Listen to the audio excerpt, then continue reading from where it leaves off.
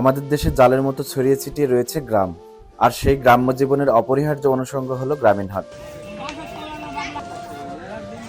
গ্রামের মানুষদের উৎপাদিত পণ্য সম্ভার ক্রয় বিক্রয়ের উদ্দেশ্যে কোনো নির্দিষ্ট দিনে, নির্দিষ্ট সময়ে এবং নির্দিষ্ট জায়গায় সমবেত হওয়ার নামই গ্রামীণ হাট।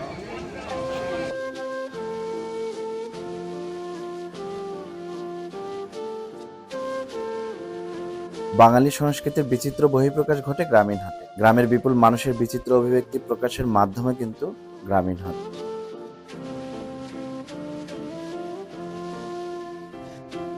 এটি আমাদের দেশের জয়পুরহাট জেলার সগুনাচড়া নামক গ্রামীণ হাট। এই হাটের হাটুরে এই অঞ্চলের সাধারণ মানুষ, এবং এই হাটে যেসব শাকসবজি বিক্রি হয় তা বেশিরভাগই এই অঞ্চলে চাষাবাদ হয়। এই জনপদের খেটে খাওয়া সাধারণ মানুষগুলোর জীবন কত সহজ ও সরল। জীবন এখানে একেবারে সাদামাটা। জীবন ভীষণ সুন্দর।